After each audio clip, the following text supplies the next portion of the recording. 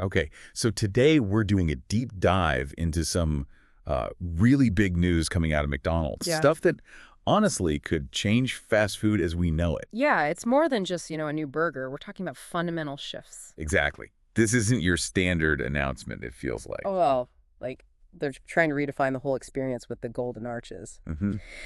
So, our mission for this deep dive, for you listening, is to really unpack the most important bits, the key nuggets of knowledge we've gathered from the sources on this. And you know it's serious when the market reacts before anything's even official. Right. McDonald's stock, MCD, it jumped 4% just on rumors before the full story was even out there. That tells you something. It really does. Yeah. And based on what we've concerned, there are like 3 huge, almost seismic shifts happening. Plus, we've got this bonus leak, which is, frankly, a bit unsettling. Definitely more than just standard corporate news then. Oh, absolutely. It's like they're tearing down the blueprint and starting again. A Okay. total reimagining. Okay, let's break it down for you. We're going to focus on, let's see, 4 main areas in this deep dive. Right. First up, the digital overhaul. How McDonald's is using AI automation, maybe in ways you haven't thought about. Mm. Then we'll pivot to the menu revolution. Seriously, what's getting cut for good and what new kind of surprising global things are showing up? Yeah, some fan favorites might be in trouble. We'll see. After that, the sustainability gamble. They've made these big green pledges, but what do the sources actually say? Is it real? Always a tricky one, sustainability. And finally, that bonus leak you mentioned. We're going to pull back the curtain on something called the McDNA Loyalty Program. So, Interesting. maybe a bit intrusive. Potentially, yeah. Each part really reveals another layer of this, well, incredibly ambitious strategy they're rolling out. Okay, let's start with the digital side then, because the scale is just, wow, a $2 billion investment $2 billion, yeah. in AI-powered restaurants. That's not just a couple of test kitchens, right? That sounds like a plan to reshape the whole industry. It really does. And the sources get specific about what's already being tested, things like facial recognition ordering. Facial recognition, really. Testing in Chicago. So you walk in, maybe it knows your usual or suggests something new based on, your history.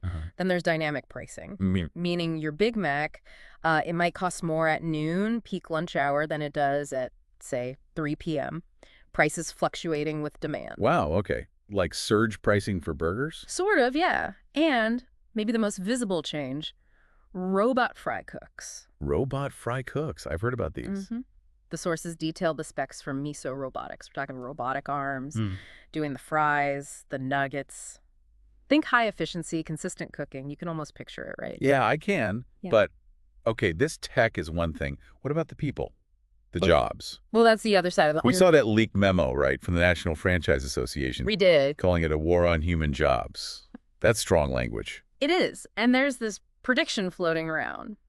Over 50,000 layoffs by 2026 across the whole system. 50,000. That's Yeah. huge. It really reframes it, doesn't it? It's not just about faster fries. It's about the workforce. Exactly. And it really brings up this massive question about automation's impact.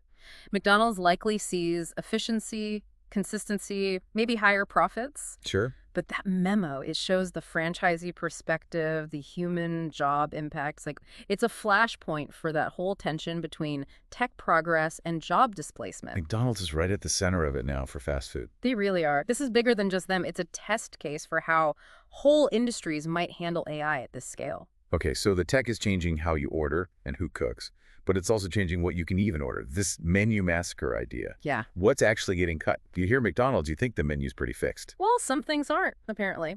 The sources list some surprising cuts. First off, those McFlurry spoons. The spoons, the ones with the square handle. Those exact ones. Gone. Replaced by edible cookie straws. Okay. Interesting. What else? All the salads. All of them. Why? Apparently, they only made up about 2% of sales. Just not popular enough, it seems. 2%. Okay. And this one might sting for some people. All-day breakfast. No, really. People loved that. They did, but the sources point to cost. Cleaning those griddles constantly apparently cost McDonald's $50 million a year. $50 million just on cleaning for all-day breakfast. Wow. Okay, I guess I see the business case, but still. It's a big change. Okay. But It's not just cuts, they're adding stuff too. This around-the-world menu idea. Right, to fill gaps. What's on it? Anything good? Well, it's definitely global. They're bringing in the McFeijoada from Brazil. That's like a black bean stew thing. Okay, adventurous. From India, the Mekaludiki, it's their bestseller there, a spiced potato patty sandwich. I've heard of that one. It's supposed to be pretty popular. Yeah. And then from Sweden, the McVegan, which was apparently a surprise hit over there. The McVegan. Now, wait, didn't the sources say something about the taste? Something about a fermented sauce? They did mention that, yeah. A fermented Swedish sauce described as, let's say, unique. So maybe keep an open mind if you try that one. Huh. Okay, noted. But seriously, this whole menu shakeup feels like they're prioritizing global efficiency, maybe novelty over the stuff people are used to, like betting you'll try the new thing instead of missing the old. It does seem like a strategic calculation, yeah. Streamlining operations, maybe seeing what travels well globally. It definitely shifts the brand identity a bit. Yeah, and definitely shifts your choices when you walk up to that counter or look at the app. It's a different way of thinking about customer taste and operational cost. What works in Brazil might work everywhere, potentially. Okay, so shifting gears again. Beyond the tech, beyond the food, the environment. McDonald's is making these huge promises, going 100% compostable with packaging. Sounds great, right? Very positive. It does sound good on the surface. Yeah. But the sources we looked at found something else when they dug a bit deeper. Oh, what's that? Lab tests.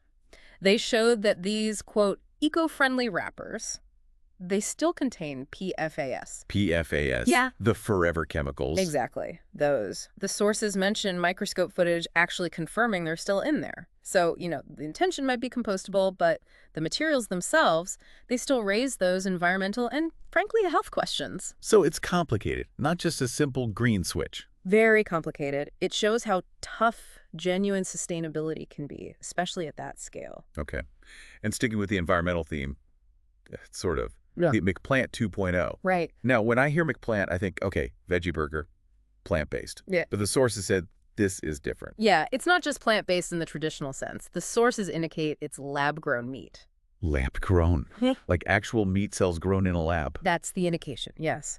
Which really opens up a whole debate about the future of food, what meat even means anymore. I can imagine. What's the reaction been? Well, it's split. You've got groups like PETA apparently giving it a thumbs up, seeing it as better for animal welfare. Okay.